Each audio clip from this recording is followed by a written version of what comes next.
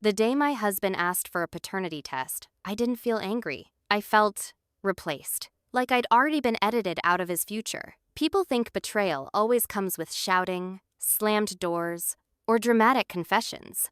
Mine came quietly, on a Tuesday night, while the pasta boiled over and the TV played something neither of us was actually watching. He didn't even look at me when he said it. I think we should get a paternity test. No build-up, no apology, no explanation. Just a sentence dropped into the room like it belonged there. I stood at the counter, one hand resting unconsciously on my stomach, the other gripping a wooden spoon so tightly my knuckles hurt. For a split second, I honestly thought I'd misheard him. I laughed. Not because it was funny, but because my brain needed time to catch up to what he'd just said. "What?" I asked. He finally looked at me then.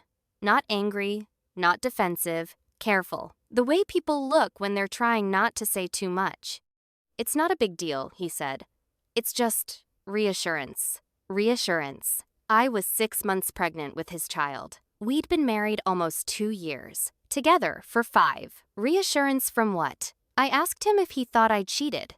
He shook his head too fast. "No, of course not. Then why?" He started talking in circles. About logic. About fairness. About how women always know and men don't. About how asking for proof shouldn't be offensive if there's nothing to hide. Every word felt rehearsed. That was the moment something inside me went cold. Because when someone trusts you, they don't need statistics. They don't need hypotheticals. They don't need paperwork. They need you. I tried to remind him of us. How we met through mutual friends. How easy it had been. How he used to say, I was the calm after everything chaotic in his life. He listened politely. Like a man already halfway out the door, I went to bed that night without resolving anything. He fell asleep almost immediately. I didn't. I lay there staring at the ceiling, replaying every interaction from the last few months. The late nights working. The way he stopped talking about the future. How every conversation about the baby ended quick. The way he'd started treating my pregnancy like an inconvenience instead of a miracle. In the morning, I told him I agreed to the test. His relief was immediate. Too immediate. That alone told me everything I needed to know. But I added one condition. If the test proved he was the father, he owed me the truth, not the logical truth. The real one. He hesitated. Just long enough. The clinic smelled like disinfectant and sadness. We sat next to each other without touching, surrounded by couples who looked nervous for very different reasons. He scrolled through his phone the entire time. I watched the second hand on the clock tick forward, each movement loud in my head. The test itself was quick, clinical, cold. The waiting was worse. 3 days where I noticed everything. How he didn't check on me. How he didn't ask how I was feeling. How he didn't once say, our baby. When the results came back, confirming what I already knew, I felt relief, but not joy. Because when I showed him the email, he didn't smile. He sighed, like someone who just lost a bet. That's when I knew. That night, I reminded him of his promise. He tried to deflect, said we should move on, focus on preparing for the baby. That digging into the past wouldn't help anything. I told him the past was standing right in front of me. After almost an hour of silence, he finally broke. He told me about the job.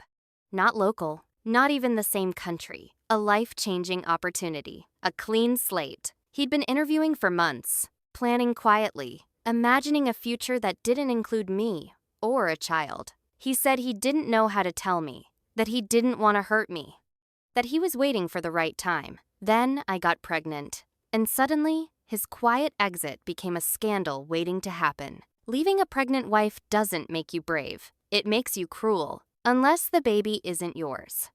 That's when he said the words that still echo in my head. I was hoping the test would come back negative. Not shouting, not crying, just honest. I felt like the air had been knocked out of my chest. He hadn't doubted me. He'd been rooting against our child. Because a baby meant responsibility, commitment, a life he'd already decided he didn't want. The paternity test wasn't about truth. It was about escape. I didn't scream. I didn't ask how long he'd been planning to leave. I didn't ask if there was someone else. Because none of it mattered anymore. I told him congratulations. He was free. He looked confused at first, like he expected a fight, tears, bargaining. Instead, I stood up and went to the bedroom. I packed his clothes slowly, folded them neatly, not out of kindness, but because rage deserves control. He watched from the doorway, silent. I didn't cry until he left. Not because I missed him, but because I realized how long I'd been loving someone who had already emotionally abandoned me. The divorce was quick. He didn't fight for the house, didn't fight for shared custody, didn't fight at all. People asked questions. Friends, family, co-workers. I kept my answers short. Sometimes marriages don't end because of cheating or betrayal in the obvious sense. Sometimes they end because one person decides their future matters more than the people already standing in it. Now I sit in a quiet nursery late at night, one hand resting on my stomach, feeling kicks that remind me I'm not alone. I think about how close I came to believing his version of events, how close I came to blaming myself, and I realize something important. The most dangerous lies aren't the loud ones. They're the quiet plans people make while pretending everything is fine. And the most painful betrayal isn't being left. It's realizing someone stayed only long enough to find a way out without consequences.